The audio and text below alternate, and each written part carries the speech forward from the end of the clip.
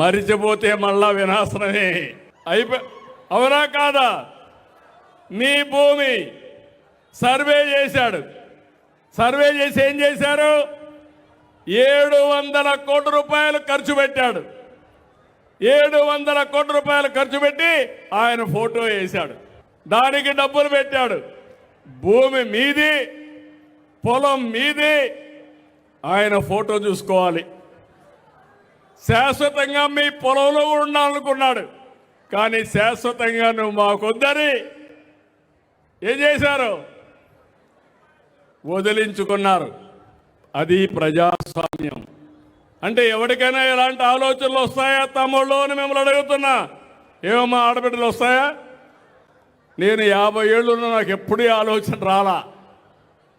అంటే ఒక వ్యక్తి యొక్క ఆలోచన నిన్న మళ్ళా ప్రెస్ కాన్ఫరెన్స్ పెట్టి నేను చేతకాని వాడిని, ఆయనకి ఏం తెలియదు, మా నాయనతో పనిచేశాడు, కొడుకుతో పోటీ పడలేకపోతున్నాడని నిన్న మళ్ళా వాగే పరిస్థితికి వచ్చారు.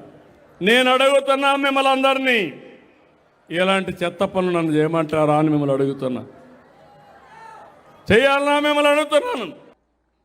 ఇక్కడున్న మా అమాయకులైన చేనేత కార్మికులు అసలు సంబరపడిపోయి పాలాభిషేకాలు చేసేసి మీటింగ్లు పెట్టేసి, ఇక్కడ ఒక పనికిమాలిన ఎమ్మెల్యే ఉన్నాడు, ఏ పని చేయడు, మనుషులకు కనిపించడు, ఫోన్లు ఎత్తాడు, వాడిని కూడా పొగడేశారు. మాకు ఆశ్చర్యం వేసింది, ఇది ఎలా సాధ్యం? జగనన్న చేయలేదు, నేను ఎలా చేస్తాడు? కొన్ని లక్షల రూపాయలు ఈరోజు పిల్లల చదువు కోసం కానీ, ఆరోగ్యం కోసం కానీ, వాళ్ళకి పక్కా ఇళ్ల కోసం కానీ ఇంత చేసిన వ్యక్తి చేనేత కార్మికులు కోవిడ్లో కూడా స్కూల్ యూనిఫామ్స్తో దాదాపుగా 10 కోట్ల రూపాయలకు పైగా వాళ్ళకి డబ్బులు వచ్చే విధంగా యూనిఫామ్ల ఆర్డర్లు ఇచ్చారు. నేతన్న నేస్తం ఇచ్చారు. రాజశేఖర రెడ్డి గారు అయితే ఏకంగా ఇక్కడున్న వాటర్ పొల్యూట్ కాకుండా ఈటీపీ ప్లాంట్ ఇచ్చి ఇక్కడున్న వాళ్ళని కాపాడితే అన్నిటినీ నాశనం చేసేసిన వీళ్ళు. ముద్దుకృష్ణ నాయుడు నాశనం చేశాడు. మున్సిపాలిటీయే లేకుండా చేస్తాం మేము అధికారంలో వస్తే, మీరు పన్నులు కట్టొద్దండి అని చెప్పి అందరినీ చెడగొట్టాడు. ఈటీపీ ప్లాంట్ కనెక్షన్ ఇవ్వద్దండి, అసలు కట్టాల్సిన అవసరం లేదు అని చెప్పి చెడగొట్టాడు. అధికారంలోకి 2014లో వచ్చినా ఇంతవరకు మున్సిపాలిటీ క్యాన్సిల్ అవ్వలేదు. ఈటీపీ ప్లాంట్లో కనెక్షన్ ఇవ్వకపోవటం వల్ల ఈరోజు ఎక్కడ బోర్లు వేసినా రంగు నీళ్లతో, కెమికల్ నీళ్లతో ప్రతి ఒక్కరికి స్కిన్ డిసీజ్ వస్తూ, ప్రతి ఒక్కరికి కిడ్నీల ప్రాబ్లం వచ్చి డయాలసిస్ కోసం పరుగులు తీసే పరిస్థితి.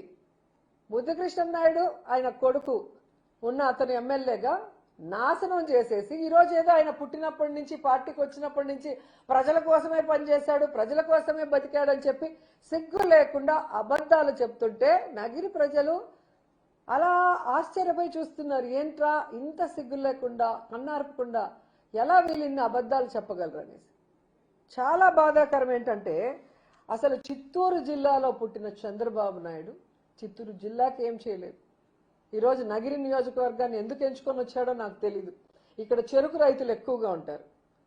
ఏ విధంగా షుగర్ ఫ్యాక్టరీలు మూసేసి తన బినామీలకి అప్పచెప్పడం కోసం చెరుకు రైతుల్ని సర్వనాశనం చేశాడో మనం అందరం చూసాం. మొన్న అధికారంలోకి వచ్చాక మామిడి రైతులను కూడా ఎలా సర్వనాశనం చేశాడో మనం చూసాం. జగన్మోహన్ రెడ్డి గారు బంగారుపాలెం వచ్చేంత వరకు ఈ జిల్లాలో పుట్టి జిల్లా వాసుల వల్ల ముఖ్యమంత్రి అయిన చంద్రబాబు నాయుడికి ఈ మామిడి రైతులు నాశనం అయిపోతున్న విషయం తెలీదా? జగనన్న వస్తున్నాడంటే అప్పుడు అఫీషియల్స్తో మీటింగ్ పెట్టుకొని అడావిడిగా అమౌంట్ అనౌన్స్ చేశారు. చేసిన అమౌంట్ ఈ రోజు వరకైనా ఇచ్చారా? ఇంకా 40,000 మంది రైతులకి 360 కోట్ల బకాయిలు అలాగే ఉంటే వాటి గురించి ఏమీ ఈరోజు మాట్లాడు. మళ్ళీ కూడా సీజన్ వస్తుంది, అసలు మామిడి చెట్లు నరికేసుకుంటున్నారు రైతులు. ఈయన ఉన్నంత వరకు మనకి ఏ ఉపయోగం లేదు. మనం పెట్టిన నీళ్ళకి మోటార్ వేసిన కరెంటు ఖర్చు కానీ ఆ ఎరువుల ఖర్చు కానీ లేదా ఆ మందుల ఖర్చు కూడా రావట్లేదని చెప్పి ఇంతకన్నా సిగ్గుచేటు ఉందా చంద్రబాబు నాయుడికి? ఇక మీరు చూస్తే ప్రతి మీటింగ్లో చెప్తాడు సూపర్ 6 సూపర్ హిట్ అని.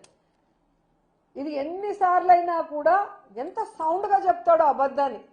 నేను సూటిగా చంద్రబాబు నాయుడిని అడుగుతున్నా, మీరు సూపర్ 6 అన్నారు, ఆ సూపర్ 6లో మొదటిది ఏంటి? ప్రతి నిరుద్యోగికి ఉద్యోగం ఇస్తాము లేదా 3,000 నిరుద్యోగ భృతి ఇస్తామన్నారు. ఈరోజు 19 నెలలకి ఎంత అయింది? దాదాపుగా 45,000 రూపాయలు ఒక్కొక్క నిరుద్యోగికి మీరు ఇవ్వాలి. వాళ్ళకి పంగనామాలు పెట్టినట్టే కదా. మరి సూపర్ 6లో ఫస్ట్దే సూపర్ ఫ్లాప్, మరి ఎట్లా సూపర్ హిట్ అని మీరు చెప్తారు? ఇక రెండోది 2 కోట్ల మంది మహిళలకి ఆడబిడ్డ నిధి.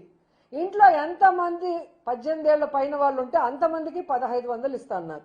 దీని ప్రకారం చూస్తే ఒక్కొక్కరికి 27,000 రూపాయలని ఇప్పటికే మీరు యగనామం పెట్టారు. మరి ఎలా సూపర్ 6 సూపర్ హిట్ అని మీరు చెప్పుకుంటారు? సిగ్గు లేకుండా నాకు చెప్పాలి. ఇక మూడోది ప్రతి పిల్లాడి తల్లికి వందనం 17,000 యగనామం పెట్టారు. నేను 17,000 అని ఇంకా ఎక్కువే చెప్తాను. ఎందుకంటే ఒక బిడ్డ ఉంటే 15,000 ఇస్తాము, ఇద్దరుంటే 30,000 ఇస్తాము, ముగ్గురుంటే 40,000 ఇస్తాము, నలుగురుంటే ఎంతమంది ఉంటే అంత అన్న మాట్లాడిన మీరు ఒక్క బిడ్డకి జగన్మోహన్ రెడ్డి గారు దాదాపుగా 80 లక్షల మంది తల్లులకు ఇస్తుంటే దాదాపుగా 30 లక్షల పైగా తల్లులకి ఏకంగా పంగనామం పెట్టారు ఇవ్వకుండా. ఇచ్చిన 50 లక్షల మంది తల్లుల్లో ఒక బిడ్డకు గాను ఒకరికి 7,000, ఒకరికి 8,000, ఒకరికి 10,000 అందరికీ యగనామాలు కోతలే పెట్టారు. మరి ఎలా సూపర్ 6లో సూపర్ హిట్ అని చెప్తారు? 3 సూపర్ ఫ్లాప్. ఇక నాలుగోది రైతుకి ఏడాదికి 20,000 రైతు భరోసా ఇస్తాను. మొదటి సంవత్సరం 20,000, రెండవ సంవత్సరం 20,000. నువ్వు ఇచ్చిందంత 10,000 ఇచ్చి 30,000 పంగనామం పెట్టావు. అవునా కాదా?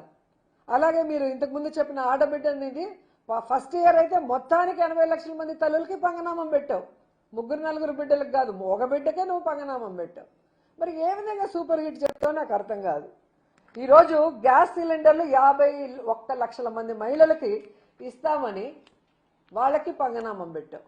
మనకి 16 రకాల ఆర్టీసీ బస్సుల సర్వీసులు ఉంటే 11 రకాల ఆర్టీసీ బస్సులకి శ్రీశక్తి పథకాన్ని యగనామం పెట్టేశాం. అంటే ఆడవాళ్ళు లేదు, నిరుద్యోగులు లేదు, రైతులు లేదు, చిన్న బిడ్డలు లేదు. చిన్న బిడ్డ నుంచి పెద్దవాళ్ళ వరకు అందరికీ యగనామాలు పెట్టడమే నీ పని.